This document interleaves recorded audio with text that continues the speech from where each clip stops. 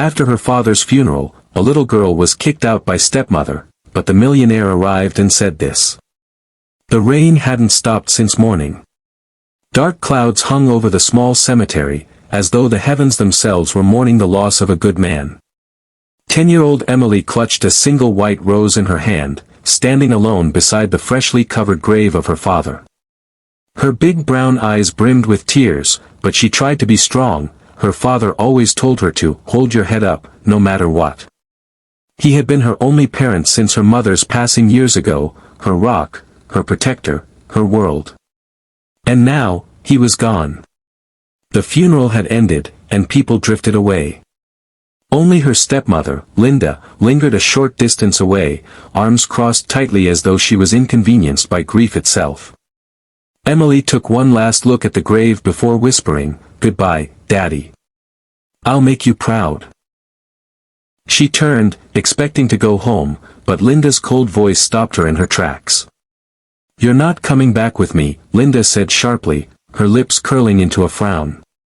"Your father is gone, and I owe you nothing. Pack what's yours, or rather, what little you have, and leave." Emily's heart dropped. "But, where will I go?" she whispered, trembling. Linda gave a cruel shrug. "That's not my problem. Maybe the streets will teach you what your father never did. Life isn't fair." With that, she walked away, leaving Emily standing in the rain with nothing but the rose and a small backpack. Emily wandered aimlessly, soaked and shivering, the weight of the world pressing down on her tiny shoulders. People passed by, some offering sympathetic glances, but no one stopped. She sat on the church steps nearby, hugging her knees, whispering prayers her father had taught her. She didn't ask for toys or riches, just for someone to care, for someone to see her. As evening fell, a sleek black car pulled up in front of the church. A tall man in his 50s stepped out, his presence commanding but his eyes kind. He wore a dark overcoat, shielding him from the drizzle. Emily recognized him instantly, Mr. Jameson, the quiet, wealthy man who had been her father's old employer and friend. He had sat at the back during the funeral, leaving without saying a word. Now he was here again, and his gaze softened when he saw her curled up on the steps. "Emily?" he asked gently. She looked up, startled, wiping her tears quickly. "Why are you out here all alone? Where's Linda?" "The dam broke. She said I can't stay anymore," Emily sobbed. "She doesn't want me." For a long moment, Mr. Jameson stood silent, his jaw tightening as he absorbed the cruelty of those words. Then he crouched down so his eyes were level with hers. "Listen to me, Emily. You are not unwanted. You are not alone. Your father was one of the most loyal and hardworking men I ever knew. He often spoke of you, how brave you are, how much light you brought into his life. He was proud of you every single day." Her lip trembled. "But now he's gone." Mr. Jameson placed a hand on her small shoulder, steady and reassuring. "And because he's gone, it's my turn to keep his promise. I gave your father my word that if anything ever happened to him, I would look after you. He never wanted you to feel abandoned.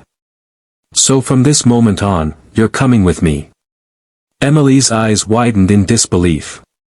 "With you? But, you're a millionaire. You have everything.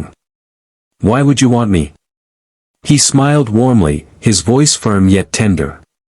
"Because money means nothing if you forget what truly matters. Kindness. Family. Love. And because your father once saved me, not with riches, but with loyalty and friendship, now it's my turn to honor him by saving the most precious thing he left behind, you." Tears streamed down Emily's face, but this time they weren't only from grief. They were from hope.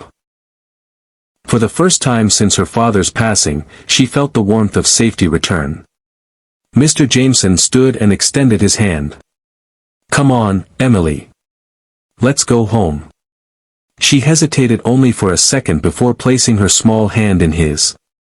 Together, they walked toward the waiting car, the storm above beginning to ease, the clouds parting just enough to let a ray of golden light spill through.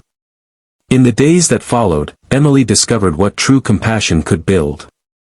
Mr. Jameson didn't treat her as a charity case or an obligation, he treated her as family. He enrolled her in the best school, encouraged her dreams of becoming an artist, and every night he reminded her that she was loved and that her father's spirit lived on within her. And though Linda never looked back, Emily never again felt unwanted. She had found a new family, not born of blood, but of kindness and honor. Sometimes, life takes away more than we think we can bear. But it also has a way of sending someone at just the right moment, someone who proves that even in the darkest storms, humanity can shine its brightest light. Emily would grow up remembering that day not as the day she was abandoned, but as the day she was saved by a promise, by compassion, and by the simple truth her father always believed: family is not only who you're born to, it's who stands beside you when you need them most.